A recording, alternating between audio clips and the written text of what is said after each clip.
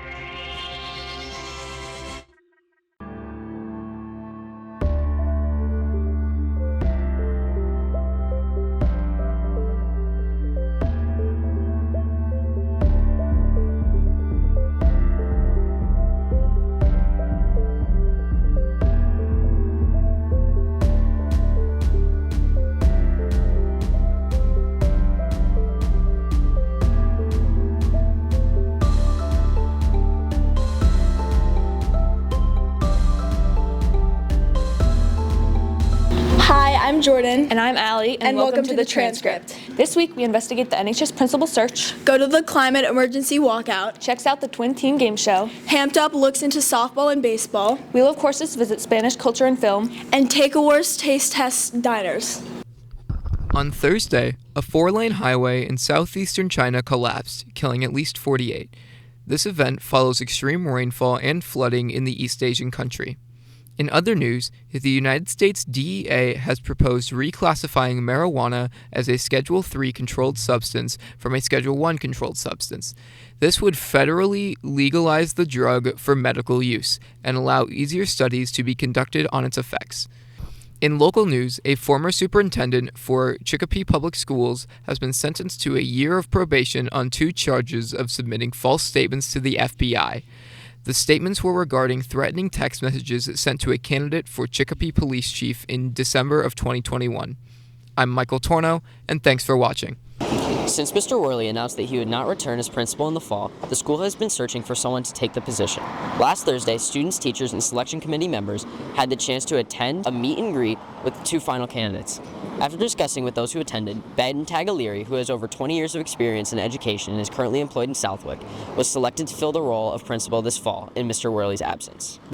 So the principal selection committee was a committee of people in the NHS community, so students, staff members, the vice principals, union reps, special ed teachers. And what we did is we interviewed candidates that applied for the principal ones, and we created interview questions when we interviewed them to kind of represent the needs and the desires of the community as a whole from like every group of people in the community.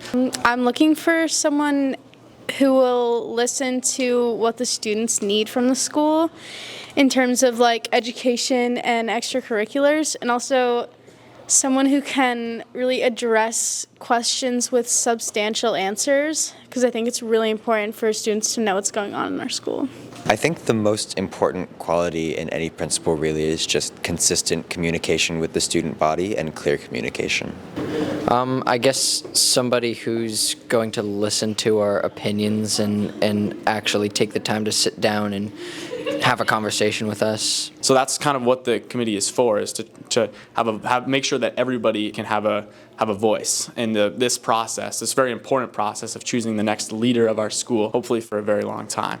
So my role in particular, I was a student on this committee. I was one of 3 students, the only one that wasn't on the member of the Student Union School Council. So that's what I think was great about this opportunity, is that a student that isn't like kind of experienced in student advocacy was able to have a voice on a committee and kind of represent the needs and the voice of the student that maybe isn't necessarily super active in student advocacy. So the committee as a whole was really looking for someone that could stay at NHS for a very long time. Dr. Bonner, the superintendent who oversaw the committee, filtered out candidates who maybe didn't seem like they wanted to stay at this position for a very long time. We've had a lot of turnover. One of the main reasons I wanted to join the principal selection committee was that during my time as a high schooler, I've had a different principal every single year. I'm a junior, so I want to make sure that the students coming in to the school that are freshmen and next year don't have the same experience that I had. And so we were really looking for someone that's committed to the community and can stay for a very long time. Ben Taglieri is scheduled to start as principal on July 1st. Thanks for watching. On Tuesday, a walkout was held by Sunrise NHS, a local branch of the national youth-led climate action organization, the Sunrise Movement. Sunrise was founded in 2017 and began working towards popularizing the Green New Deal. Since then, the organization has been working across the country to create more green jobs and demand climate justice. The walkout's goal, organized by NHS sophomore Cosmo Johnson, was to add to the growing pressure on the Biden administration, demanding him to declare a climate emergency. This week, we speak to the student organizers and attendees to learn more about the goals of the protest and what they hope the outcome will be. Sunrise is a youth-led organization that works to combat the climate crisis. It's a national movement, but we have a local hub here at NHS. If Biden declared a climate emergency, he could use his emergency powers to get a lot of legislation passed around climate change and really speed up what he's already doing. Because I think the reason why he hasn't done a lot of things already is because of Congress. But with emergency powers, he could do a lot more, which we really need. Biden can do so much without having to go through Congress or any sort of other legislative branches, and declaring a climate emergency is one of them. There's a lot that he can do on his own to combat the climate crisis. He claims that he needs to go through executive branches in order to actually make an impact, but things like declaring a climate emergency he can do on his own. We chose a walkout because we felt it would be really good for press attention, and the goal of the walkout was to get Biden's attention. There were a lot of other walkouts around the country like ours and other actions. We wanted to get a lot of press about this to build momentum for the Green Window for Schools resolution. I hope that it really made people aware of the work that Sunrise at NHS is doing, and just that there are people who care and there's a community that you can find to do climate action with. Well, I hope Biden declares a climate emergency, and I also hope it brings more awareness about our hub. Sunrise meets every Thursday during Flex in Mr. Littlefield's room, and there are free snacks. Thanks for watching. To find out more, you can attend the Sunrise NHS meetings after schools on Thursdays in room 120. See you next week. Welcome back to Wheel of Courses, where we take a look into different classes and talk to the teachers and students who have taken the class and are in the class currently. Today we'll be looking into Spanish culture and film to learn more about the workload and what the class has to offer.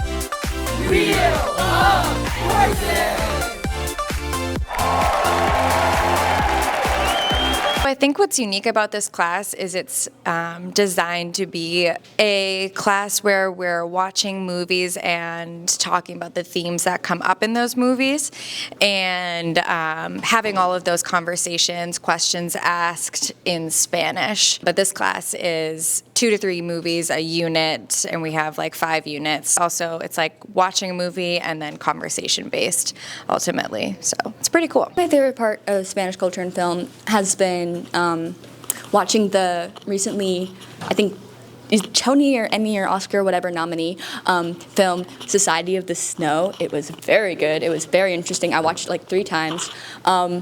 And I wouldn't have even known about it if it weren't for the class. I think the most challenging part for students is after watching a movie that they feel passionately about, they have a lot to say, is then saying that in Spanish. And I think that can be frustrating for students at times because they have such beautiful ideas in English because they're still thinking in English first and then trying to create their ideas in Spanish. So I think it's sometimes the ability or the difficulty in being able to fully express yourself in Spanish comes as a challenge for a lot of students. I think the hardest part of Spanish culture and film is it's not just, watching movies. You do have to learn Spanish as well. It's part of it.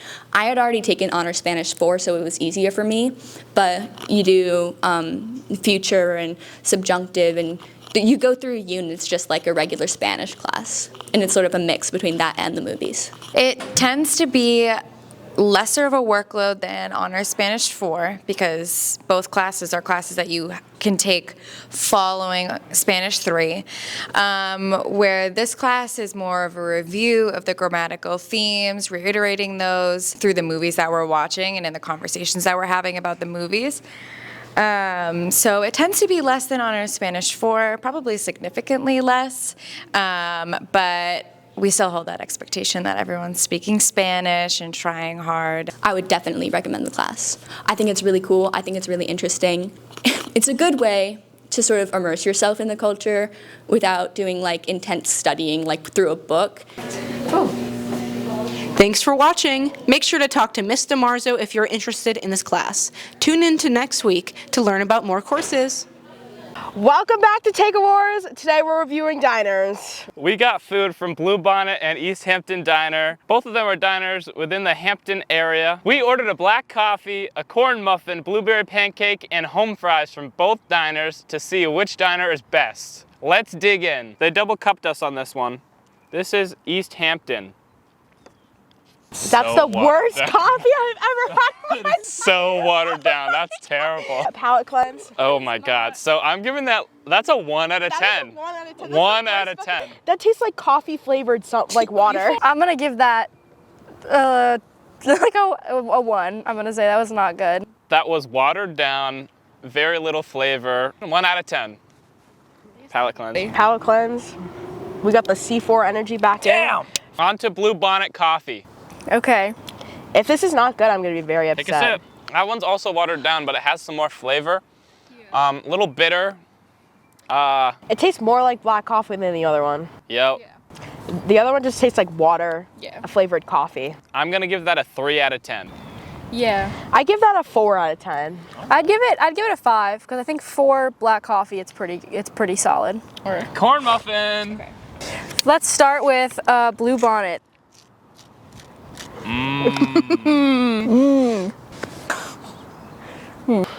It's good, it's buttery. It tastes like a savory muffin, not like a sweet muffin. Do you know numbers? I give it a 7 out of 10. I'd say 7.5. That was really good. I'm going with 8 out of 10. Okay. East Hampton corn muffin.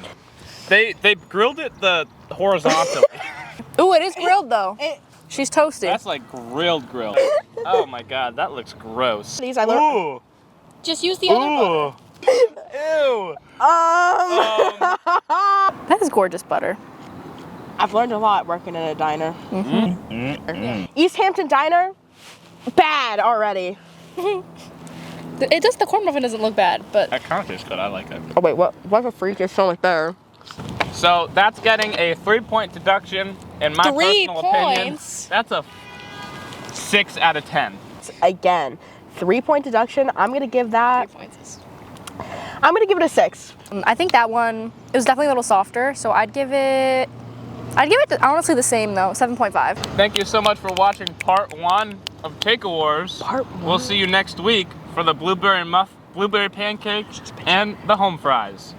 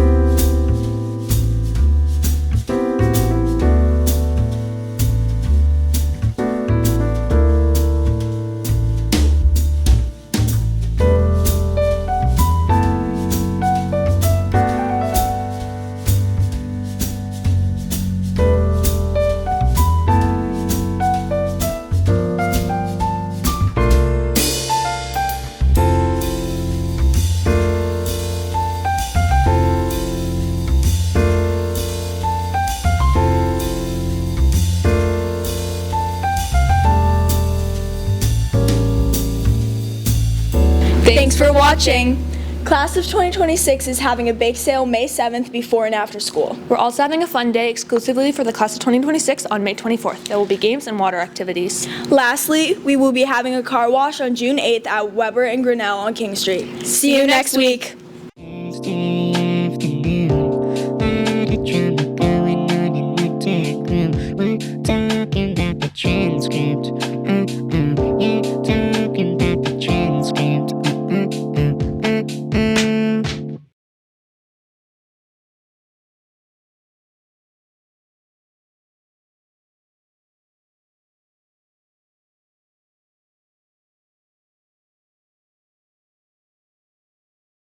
What are you looking for in our new president? Our new president? Same thing. No, not president, our principal. Our new president? For our new president, man. A woman.